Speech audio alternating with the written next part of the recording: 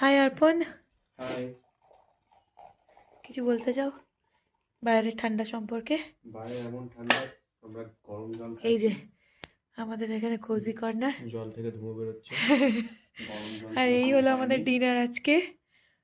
Green রুটি, পালক শাকের রুটি, আর এদিকে হচ্ছে চিলি চিকেন, আর এটা ধনিয়া পুদিনা চাটনি, আর আমি একটা মিষ্টি নিয়েছি। তার সাথে হচ্ছে গরম জল, তার সাথে আমাদের গরম জল, তার সাথে গুড নাইট। Good night.